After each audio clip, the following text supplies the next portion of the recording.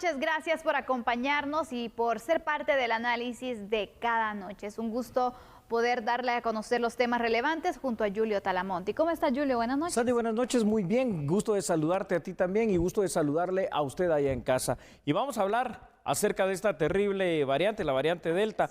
Terrible en cuanto a la capacidad que tiene de infectar, similar al de la viruela. Ahora, la pregunta es, ¿se puede vencer, sí o no? Veamos entonces qué dicen los médicos al respecto. Comenzamos entonces con nuestro primer análisis.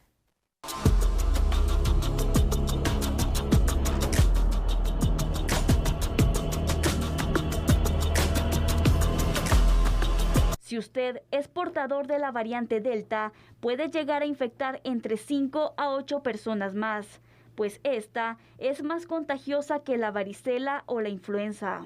De las 14 personas infectadas, 10 viajaron hacia Estados Unidos, país en donde el 80% de los contagios son por esta cepa, o asistieron a reuniones con familiares y amigos. Las personas se encuentran en el rango de 8 a 78 años de edad. La variante Delta estaba en el país desde julio pasado. Según la información que tenemos por los casos y las muestras que son de julio, pues básicamente eso sería una de las indicios o conclusiones que podemos llegar, que desde julio es lo que se detectó. Si está circulando desde antes, no lo podemos saber. Igual tenemos los pruebas de julio donde no encontramos nada. Eso también no lo confirma las muestras que mandamos a Panamá, no encontramos nada en junio. Tampoco la Policía de Salud Integral encontró nada en junio, pero en julio ellos ya encontraron. Entonces hay que esperar también ahorita a ver lo que nosotros mandamos de julio, a ver qué sale. Yo creo que tenemos resultados ya en unos 8 o 9 días más o menos. Las personas menores de 40 años son las principales infectadas por esta variante. En este caso, la información que se tiene y coincide con la información que hay en otras partes del mundo es que está dando en gente menor de 40 años.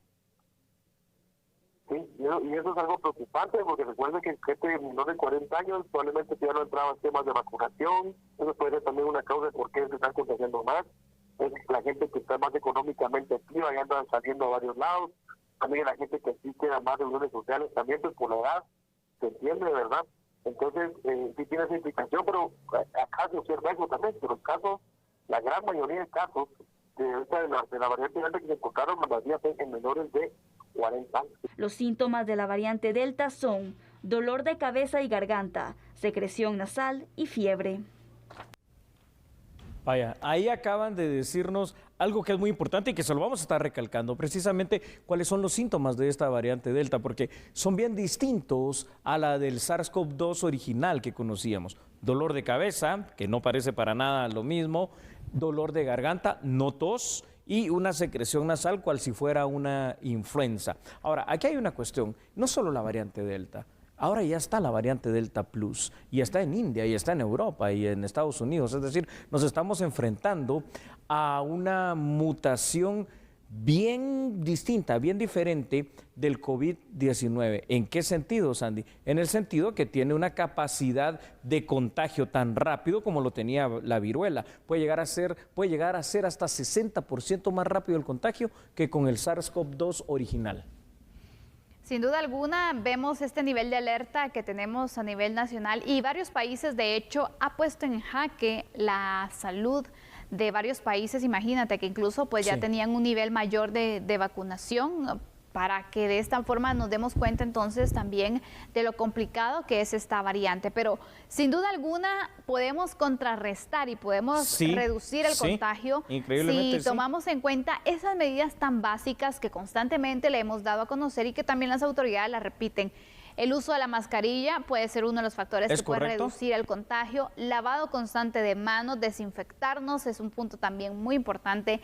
Evitar las aglomeraciones o el distanciamiento social también. Pero a veces llama la atención, Julio, porque a pesar que está esta alerta actualmente por esta variante, pues vemos el transporte público donde es un foco muy, pero muy alto de contagio. Vemos estas manifestaciones que se realizan también donde participan una gran cantidad de personas que con una de ellas que esté contagiada con esta variante y que no utilice bien la mascarilla y el resto que bueno, también sabemos que por el calor y por tantas cosas también pues bueno, tienden a quitarse o bajarse la mascarilla, pueden contagiarse rápido. Entonces vemos que realmente no hay una conciencia de las complicaciones que puede esto generar. Es correcto, Sandy. Al final de cuentas lo que acabas de decir es tan correcto. Los estudios distintos que se han hecho a nivel europeo, a nivel norteamericano, simple y sencillamente constatan que la mejor forma de poder combatir y eventualmente llegar a vencer a la variante Delta, ya lo dijiste tú, el tapabocas, es decir, la mascarilla, el distanciamiento social, el constante lavado de manos, seguramente la inoculación a través de la vacuna y evitar algo que es muy fundamental. Nosotros, los seres humanos, tenemos una costumbre y es que tocamos nuestro rostro a lo largo del día entre 2.500 a 3.000 veces y pareciera algo que ni siquiera nos damos cuenta con un movimiento tan simple. Esto hay que empezar a evitarlo, hay que empezar a acostumbrar a nuestra supuesta mano hábil, y ahí sea a la izquierda o a la derecha, a que ese movimiento que siempre va al rostro, a los ojos, a la boca o algo, lo evitemos. Vamos con datos. Adelante, Julio. Claro que sí, Sandy, ahí los tenemos en pantalla. La variante Delta presenta por lo general 3 síntomas y se los vamos a volver a repetir para que usted pueda saberlo. Dolor de cabeza, dolor de garganta y secreción nasal. Aparte de ello, en algunas ocasiones pero muy particulares, la variante Delta puede presentar otros síntomas adicionales como el vómito, la diarrea o el dolor muscular, aunque no es lo más común. Esta variante Delta, de conformidad a los estudios realizados, tiene un potencial de infectar que es entre un 40 y 60% más grande o mayor que el SARS-CoV-2 original. Un dato también relevante, Sandy, es el saber que las vacunas que existen actualmente contra el COVID-19 presentan también un alto nivel de eficacia contra la variante Delta, pero ahora, como tú decías, ahora representan también otro reto, ¿no? Porque los países que ya terminaron con su esquema de vacunación, Israel, Estados Unidos, Europa, están empezando con una tercera dosis. Exactamente, el refuerzo que se menciona, ¿no? Para poder proteger aún más el sistema inmune de las personas. Así es. Julio, vemos entonces cómo es el COVID-19, pues lejos de al final buscar una solución final, vemos que hay nuevas variantes, porque esta no es la única que ha surgido, han surgido varias, y la pregunta es algo que incluso científicamente es de constante estudio, porque no se logra comprender a totalidad este virus. Esta mutación. Que cada vez se vuelve algo más complejo, ¿no? Alfa, beta, gamma, delta y delta plus, las 5 mutaciones más conocidas hoy por hoy de lo que fue el SARS-CoV-2 original. Y esto nos llama la atención, Sandy, porque resulta que este virus ha logrado mutar en variantes mucho más peligrosas, al menos en 5 oportunidades. Y entonces uno se pregunta, ¿llegará algún determinado momento en que entre estas 5 mutaciones, o quizá alguna que venga ya dentro de poco, las vacunas dejarán de ser inoperantes, dejarán de ser efectivas y eficaces? No lo sabemos, pero también es bastante difícil el poder explicar científicamente cómo ahora una pandemia está evolucionando de una manera tan rápida, de una manera tan veloz, porque es algo a lo cual pues no es que sea algo nuevo, ¿no? La influenza, el virus de la influenza, la vacuna año con año va cambiando porque va mutando, pero es que el COVID-19 está mutando demasiado rápido.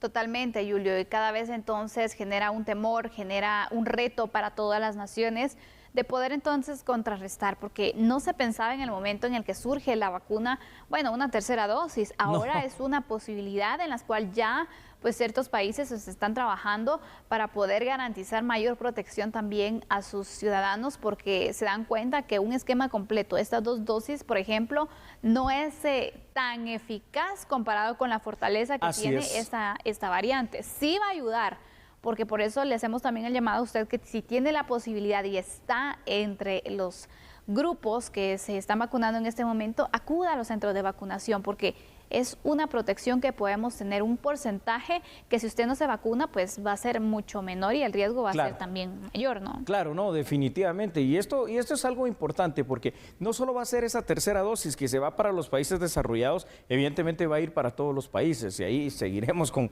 nuestro atraso en ese sentido, pero esperemos poder nivelarlo.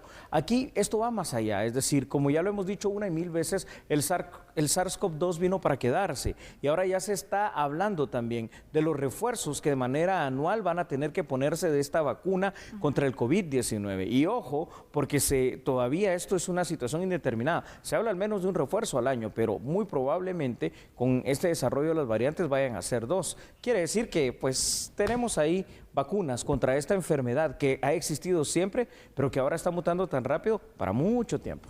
Vamos con otros datos, Julio. Sí, claro que sí, Sandy, con mucho gusto, ahí están en pantalla. Y es que al momento fuera del COVID-19 inicial, se ha presentado en el mundo la variante alfa, la variante beta, la variante gamma y más reciente la delta con la delta plus también. La variante delta está presente en Guatemala, esto hay que decirlo. Hoy por hoy, Sandy, no solo representa un riesgo para nuestro país, sino que para todo el mundo. Los países europeos, Estados Unidos e Israel, que ya lo decías tú, entre otros, que habían inmunizado a una gran cantidad o porcentaje de su población, están cayendo ante una nueva ola, ya no sé ni qué número de ola será, ante esta variante Delta. En teoría y en la práctica sí se puede vencer como especie humana a esta variante, pero es comenzar de nuevo y requiere un esfuerzo mayor en la vacunación, pero por sobre todo requiere un esfuerzo mayor en lo básico fundamental, y es lo que tú decías: distanciamiento social, lavado constante de manos y obviamente el uso de la mascarilla.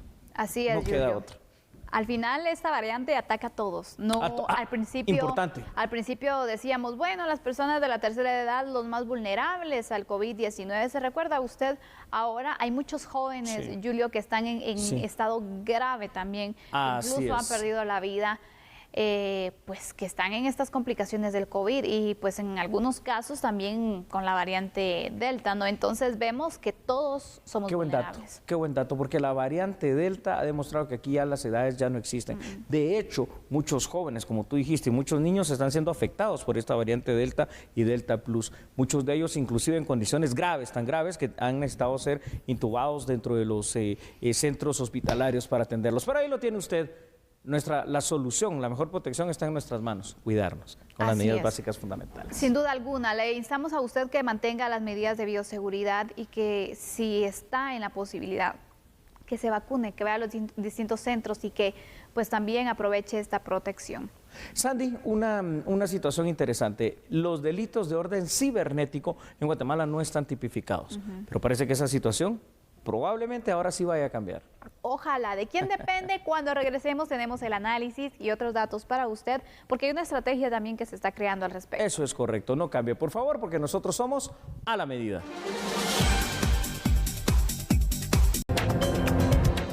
Según datos estadísticos de las autoridades de gobernación, en los últimos tiempos han incrementado las violaciones a la privacidad o delitos cibernéticos. Sin embargo, al no contar con una ley que tipifique estas acciones, no pueden ser perseguidas. El cuarto viceministro de Gobernación, Aldo René Ordóñez, señaló que trabajan en una estrategia de ciberseguridad para evitar ataques cibernéticos, mientras en la legislación existe la tipificación como delito.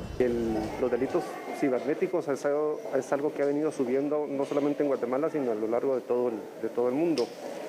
Es por eso que nosotros en el Ministerio de Gobernación estamos impulsando mucho el que podamos poner en práctica la Estrategia Nacional de Ciberseguridad, que nos permita incluso favorecer todos aquellos mecanismos para atender de forma adecuada los ataques en torno cibernético. De hecho, hemos tenido acercamientos con gente del Congreso porque hay que reconocerlo, no tenemos una ley que tipifique el delito cibernético, y eso hace un poco complicado muchas veces el poder ejecutar o hacer que se ejecuten ciertas normativas cuando no existen. Entonces, se está trabajando en eso, se está trabajando en la implementación de la Estrategia Nacional de Ciberseguridad, que manda o que nos invita a crear un Comité Nacional de Ciberseguridad. En eso estamos trabajando ahora. Y es la suma de varias instituciones que estaremos pues poniendo las fortalezas de cada uno para poder evitar todo esto. De acuerdo con las prácticas internacionales, los ciberdelitos se presentan en los siguientes casos. De acuerdo a las prácticas internacionales, pues el ataque que se le hace a menores, por ejemplo, el ataque que se hace por medio del entorno virtual, tener acceso a sus cuentas bancarias, el delito financiero cibernético. O sea, son varios que nosotros debemos de tipificar precisamente para atender de mejor manera esos delitos. De hecho, de lo que nos invita la Estrategia Nacional de Ciberseguridad es la creación de un CERT, el cual ya está funcionando en el Ministerio de Gobernación. La intención es que ese CERT pueda ser a nivel nacional y muy pronto a nivel centroamericano. precisamente para que en la medida que podamos comunicarnos y podamos estar compartiendo información, podamos atender de mejor manera todos aquellos delitos que, como ustedes bien saben, ya en el ciberespacio ya no existen fronteras. En 2019 se presentó en el Congreso de la República la iniciativa 5601 para la creación de la Ley de Prevención y Protección contra la Ciberdelincuencia. Sin embargo, desde su dictamen no ha tenido avance en el Pleno. A ver, ¿qué es lo que va a pasar, Sandy? Esta iniciativa de ley 5601 se está conociendo, va a ir avanzando y se va a aprobar. Y se va a aprobar por dos razones básicas fundamentales. Número uno, porque necesitamos esa ley, necesitamos tipificar los ciberdelitos en Guatemala. Y número dos, desde el 2018, para todos aquellos que no lo sepan, Guatemala firmó o se adhirió a un convenio internacional, el convenio de Budapest, que habla acerca de los delitos cibernéticos. Y una de las condicionantes de ese convenio internacional al cual estamos suscritos es que exista la tipificación legal pertinente en el país. Ojalá de que se pueda cumplir, Julio, y que podamos tener una ley con la cual también se tenga pues las herramientas legales para poder de esta forma pues acusar a alguien, ¿no?, que esté involucrado con las estructuras que operan por medio del ciberespacio. Porque yo no entiendo ¿cómo es eso de que las estructuras que se dedican al ciberdelito están en Guatemala, se están fortaleciendo, están atacando y Guatemala no hace nada? Eso es increíble. Es increíble, Sandy, sobre todo porque formamos parte de este concierto mundial en el cual en pleno siglo XXI, pues todo está supuestamente, ¿no?, informatizado, automatizado y obviamente también las comunicaciones lo están. Ahora todo es tan a base de situaciones electrónicas, que ahí tenemos nuestras cuentas, la banca virtual se maneja ahí, la información personal se maneja de esa manera, los pagos se pueden hacer de esa forma, pero también recordemos que en el mundo existen hackers con un conocimiento muy grande en informática y existen crackers, hackers todavía más especializados que han logrado penetrar inclusive los firewall o los muros de fuego, los sistemas de seguridad más fuertes en el mundo, como por ejemplo el del Pentágono, que ya ha sido vulnerado. Porque recordemos otra situación, los ciberdelitos generalmente se cometen algunos en la red normal, sí, pero sobre todo en la Deep Web, que es un tema todavía tabú aquí en Guatemala, del cual se conoce muy poco.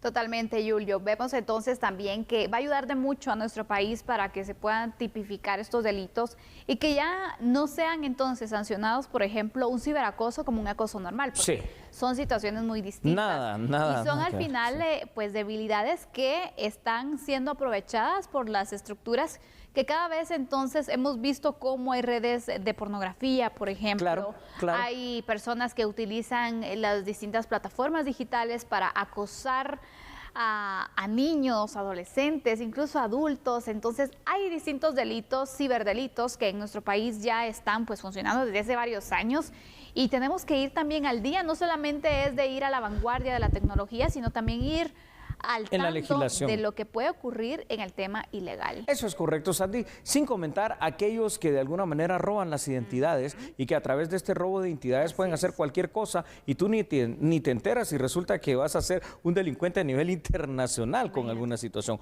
o roban tus datos. Fíjate cómo es una situación, uno de los ciberdelitos más cometidos en el mundo a través de hackers y crackers. En las cuentas bancarias van quitando centavos, 2, 3 centavos, 5 centavos para que ni cuenta te des, pero como hacen estos cientos de veces al día, esto ya suma y como lo hacen todos los días, ya se vuelven miles y al final de cuentas se vuelven millones de dólares, por ejemplo, que se van robando de esa manera y la gente no se da ni cuenta.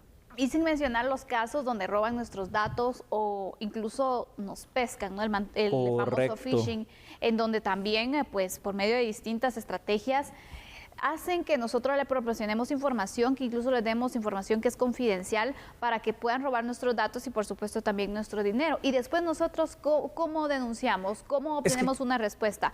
Esos delitos que caen en la impunidad muchas veces. Así es. Y aquí en Guatemala sí existe, digamos, una unidad especializada en el DEIC de la PNC en esto, pero no hay cómo, o sea, hay cómo investigarlo de alguna manera arcaica y rudimentaria, pero no cómo perseguirlo. Exactamente. Vamos con datos. Adelante, Julio. Ahí estamos, los tiene usted en pantalla, por favor. Guatemala se adhirió al año 2018 al convenio de Budapest para sumarse al esfuerzo mundial de combatir los ciberdelitos. La iniciativa de ley 5601, Sandy, es la potencial ley contra la ciberdelincuencia, problema que al día de hoy representa una gran laguna legal legal en Guatemala, pero que vas a ver que se va a probar. A través de los ciberdelitos se puede robar la identidad de una persona para que cometa hechos tipificados como delitos sin que necesariamente esa persona sea el autor material de estos hechos. También los delincuentes cibernéticos, Sandy, suelen robar información sensible como la información de tus cuentas bancarias, la información de tarjetas de crédito para cometer delitos de orden financiero y no digamos las otras formas más perversas que ya vamos a hablar de ellas y que tú ya adelantabas, la pornografía de todo tipo, pero por sobre todo la pornografía infantil que en Guatemala, aunque usted no lo crea, está allí. Hay grandes delincuentes, pedófilos, pederastas y productores de pornografía infantil que se están aprovechando de nuestros niños y de nuestros adolescentes. Así es, Julio. Poder atreverse a denunciar, pero Correcto. sobre todo que sepamos que si denunciamos vamos a tener resultados, porque también en muchas ocasiones los ciberdelitos no se denuncian porque, bueno, se piensa eso, no hay tipificación, no hay resultados también que se puedan ir teniendo. Y yo creo que acompañado de la aprobación de esta ley, también va a ser necesario ir fortaleciendo con material y con equipo tecnológico a las unidades, pues todas las entidades que van a estar a cargo de la investigación de los ciberdelitos y que van a estar atacando a estas estructuras también, porque imagínate, vas a tener la ley, vas a tener una unidad, pero tal vez no es lo suficientemente fuerte para poder enfrentarse a estos delincuentes que tienen pues todas las herramientas para poder operar y pues pasar inapercibidos, ¿no? Claro, tienes que tener la maquinaria, el equipo de cómputo adecuado, que no es cualquier equipo de cómputo, tienes que tener a la gente capacitada, que no es cualquier capacitación, sino que es un conocimiento más allá y gente que pueda operar en la Deep Web, en Marianas Web, para poder ir encontrando estas IPs de los ciberdelincuentes. Vamos con otros datos y ahí los tiene usted, por favor, en pantalla. Guatemala se adhirió en el año 2018 al convenio que ya lo dijimos, de Budapest. Ahora, aquí hay una situación bien importante y es que dentro de los ciberdelitos lo que encontramos son formas perversas. Por ejemplo, la pornografía infantil. Cosa importante va a ser, Sandy, que si se aprueba la ley, se apruebe el reglamento, pero también que si se aprueba la ley y el reglamento, se apruebe o se diga cuál va a ser la fuente de financiamiento para todo lo que estamos diciendo. La PNC ya cuenta en el DEIC con agentes especializados. Ahora, seguramente va a ser necesario también la creación de una nueva fiscalía en el Ministerio Público que persiga los ciberdelitos y no sé, al final de cuentas, la capacitación también que puedan recibir los jueces en este tema. Y aquí tenemos que involucrar a los defensores públicos penales, involucrar a la gente del INASIF. Esto es toda una cadena, así que la ley la necesitamos, la ley es importante y pues bueno, a ver qué es lo que pasa, ¿no, Sandy? Sin duda alguna, Julio, es un tema en el cual ha quedado pues rezagado, pero no debe pasar desapercibido en nuestro país. Julio, tiene que estar fortaleciéndose este punto y sobre todo entonces evitar que cada vez sean más las víctimas que caen en las garras de estos criminales. Así es, señoras y señores, ahí lo tiene usted, la necesidad de esta ley contra los ciberdelitos. Parece que Guatemala por fin va avanzando, al menos en este tema, en el camino correcto. Vamos a seguir con más información aquí en A la Medida.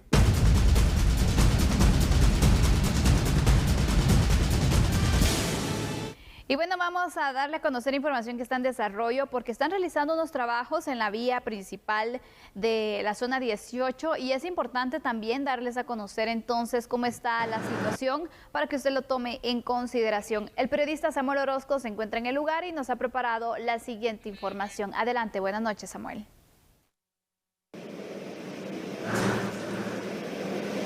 Bueno, a esta hora de la noche estamos ubicados en la zona 18 capitalina, en una de las vías principales de este sector, Colonia Kennedy. Conmigo está el alcalde de la ciudad de Guatemala. ¿Qué es lo que se está haciendo aquí realmente? Muy buenas noches, Samuel. Buenas noches a quienes nos están viendo. Esta es la tercera avenida más transitada de zona 18.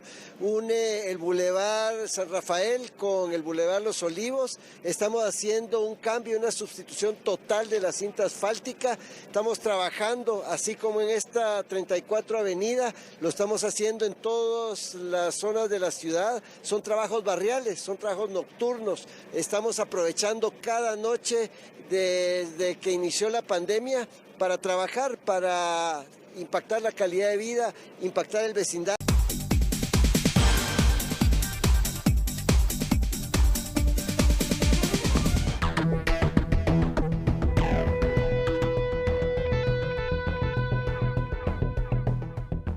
La apuesta de la entidad internacional es el fomento de la denuncia ciudadana a través del sitio tupista.gt para dar seguimiento y combatir las formas de financiamiento de los grupos que se están aprovechando de los migrantes. Y el otro punto de la denuncia en relación a trata o a tráfico ilegal de migrantes es seguir el dinero de estas estructuras. O sea, para terminar con estas estructuras no es necesario poner preso a los que están en las estructuras, porque por cada persona que se pone en presa con una sentencia, hay 10 más que están esperando para sustituirla. Entonces, lo importante acá es seguir el dinero de estas estructuras, las fuentes de sus recursos, dónde lo están colocando.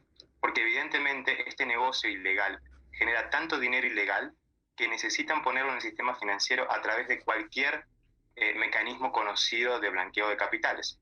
Sin embargo, el flujo migratorio continúa, lo que es de interés para los grupos criminales. Que no solo son una realidad guatemalteca, esto viene subiendo desde Sudamérica. Nosotros en Panamá, donde está nuestra oficina regional, lo vemos, donde en la puerta entre Colombia y Panamá, en el Darién, hay casi 10.000 migrantes haitianos y africanos y sudamericanos que están esperando ingresar al territorio panameño, y esa ruta termina llegando a Guatemala. Son países de tránsito para estas migraciones y que, repito, o sea, aprovechan la necesidad de la gente, que cada vez está en aumento, cada vez hay más necesidad de la gente de subsistir, de sobrevivir. La entidad internacional cuenta con el apoyo de la Oficina Internacional de Asistencia Antinarcóticos y Cumplimiento de la Ley INL de los Estados Unidos, y se trabaja con la PNC, SBED, entre otras entidades, para atender a las víctimas de los grupos de tratantes.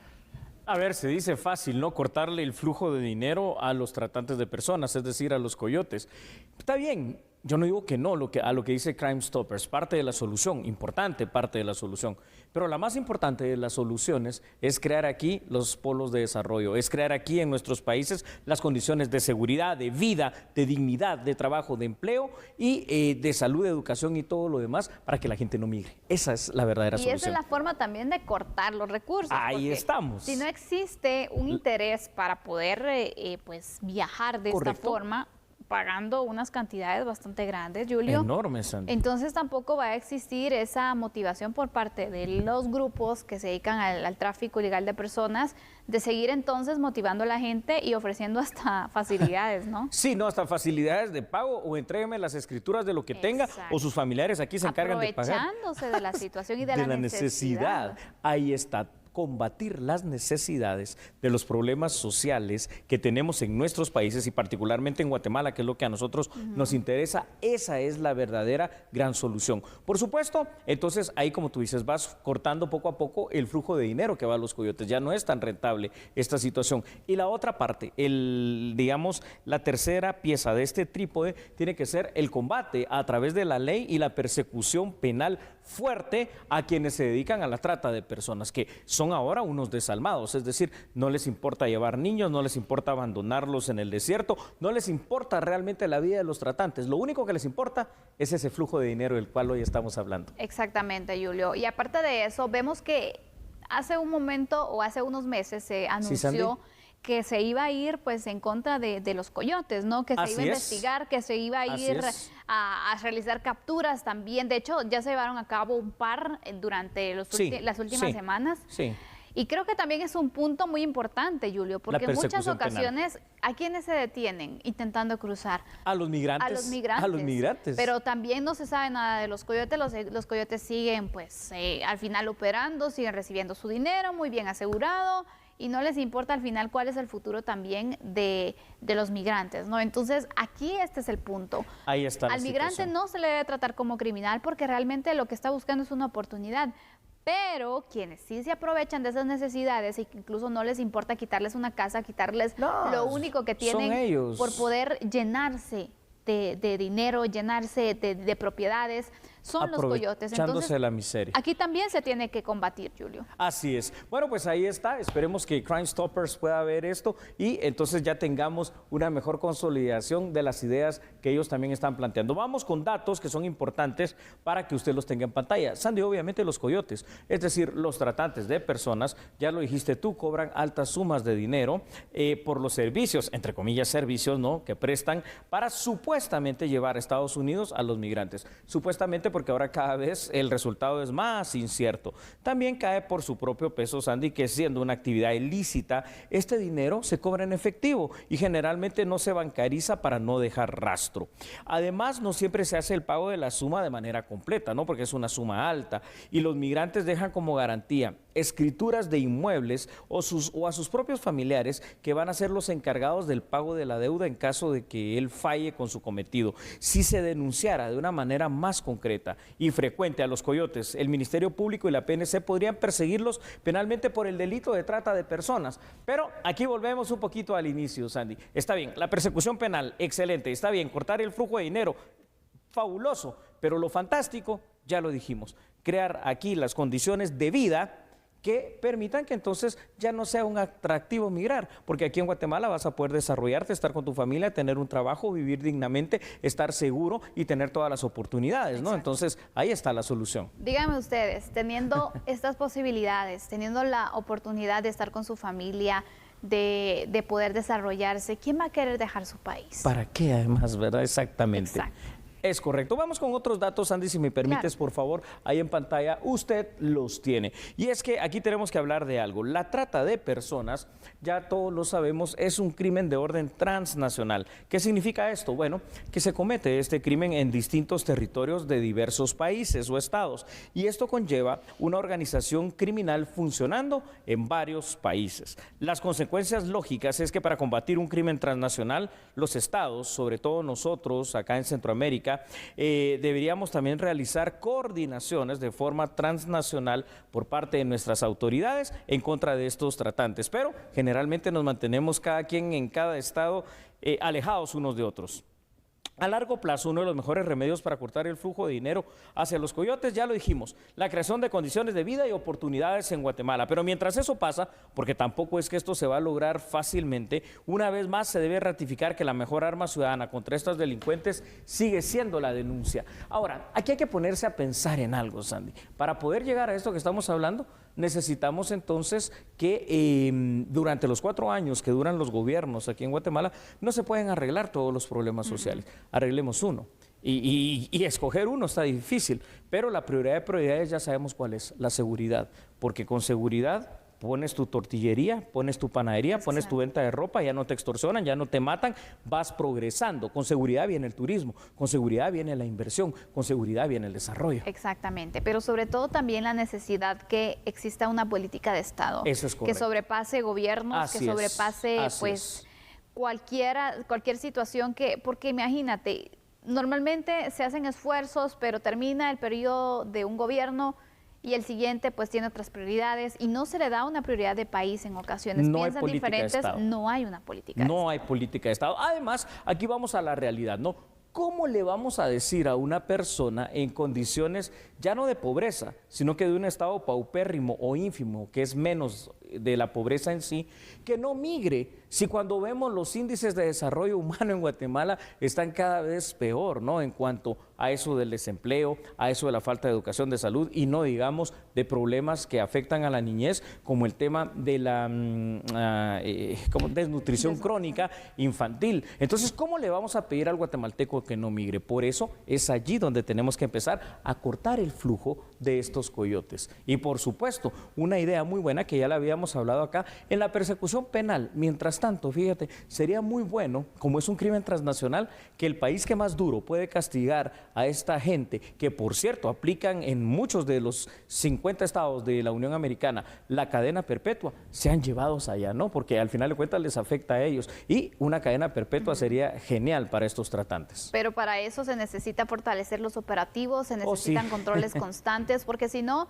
veamos el caso de hace unas semanas también, donde pues supuestos coyotes interceptaron a unos policías quienes estaban haciendo un retén y cómo los trataron también, ¿no? Hombre, vemos quién tiene el poder hasta inmenso. el momento. Es decir, aquí con los coyotes, que seguramente muchos de ellos nos estarán viendo, no estamos hablando de personas buenas, ni de personas que realmente están haciendo un favor. Esto es un lucro, esto es un negocio. Es más, esto es un delito. Internacionalmente, la trata de personas, que es la esclavitud del siglo XXI, tiene alrededor del mundo a más de 27 millones de personas en esta condición. Y Guatemala, lamentablemente, es un país de paso para esta trata de personas. Combatámoslo, pero combatámoslo primero creando oportunidades de desarrollo en Guatemala. Así es. Con esta conclusión regresamos en un momento con noticias nacionales. Usted acompáñenos porque tenemos mucha información todavía para usted. Eso es, no cambie ni se le vaya a ocurrir. Recuerde una cosa, nosotros somos a la medida.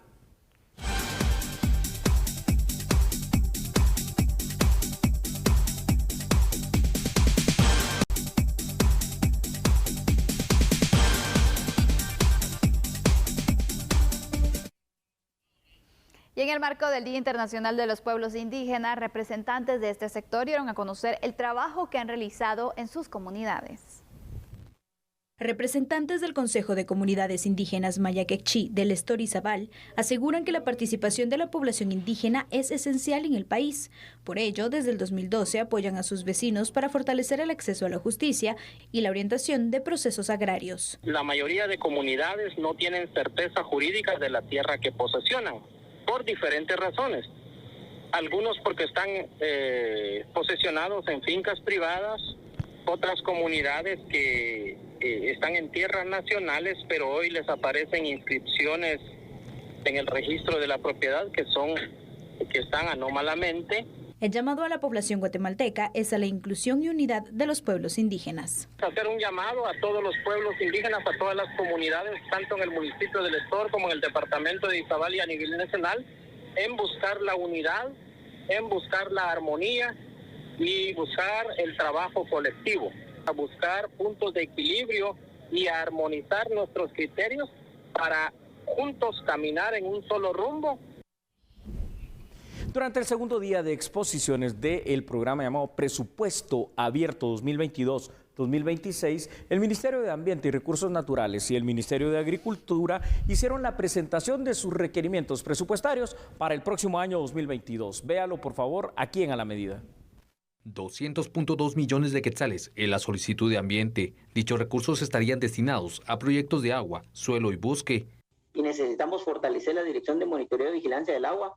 Hace algunos días estábamos nosotros inaugurando el laboratorio de calidad del agua, pero si bien es cierto, se ha hecho una inversión significativa en este primer año, lo que nos va a dar la garantía que esto sea sostenible en el tiempo es permitir llegar los recursos para seguirle fortaleciendo, para darle mantenimiento a los equipos y para garantizar esa operación y así tener objetivos como se plantea de realizar el monitoreo, control y vigilancia del agua a todos los entes generadores de aguas residuales. Por aparte, la cartera de Agricultura requiere 1.395 millones para apoyo agropecuario, tema alimentario, de protección animal, entre otros. El subprograma 4, también muy importante, porque estamos hablando de la sanidad agropecuaria y regulaciones. Si queremos exportar, tenemos que tener muy en cuenta esto.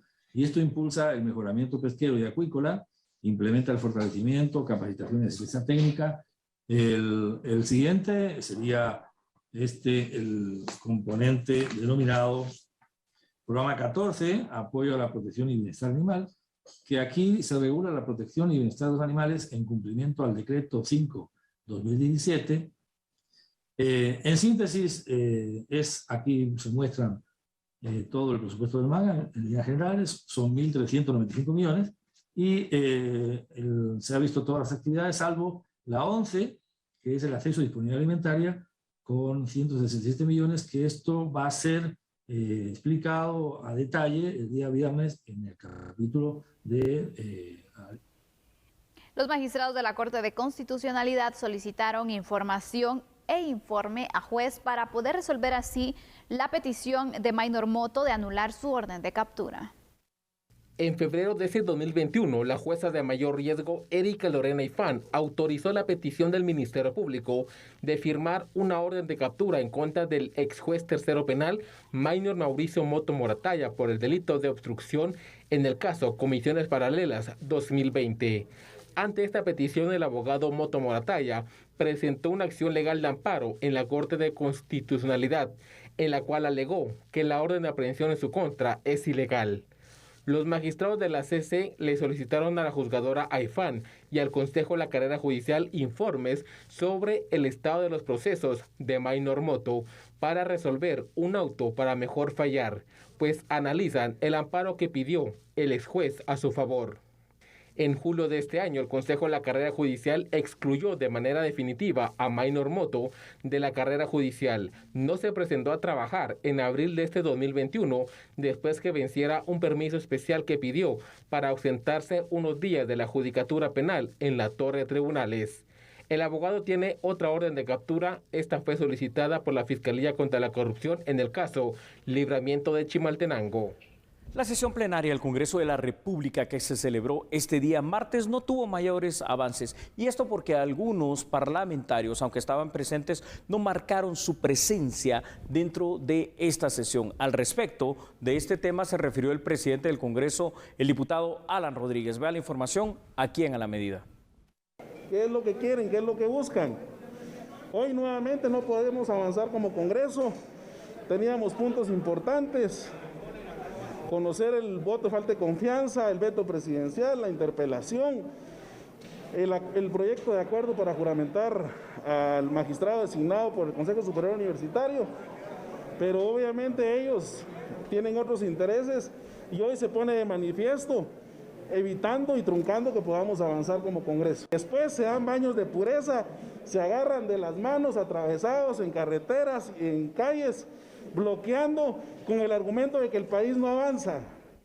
Y para el próximo lunes se espera la reunión de los integrantes de la comisión pesquisidora para poder analizar así una nueva solicitud de antejuicio en contra del magistrado de la Corte de Constitucionalidad, José Francisco de Matavela. La comisión pesquisidora integrada en el Congreso de la República para analizar una nueva solicitud de antejuicio en contra del magistrado de la Corte de Constitucionalidad, José Francisco de Matavela, iniciará reuniones el próximo lunes. El presidente de la comisión, Armando Castillo, señaló que se trata de una solicitud que presentó una fundación, utilizando como motivo que la Corte de Constitucionalidad emitió una resolución fuera de tiempo, situación que se analizará por los diputados.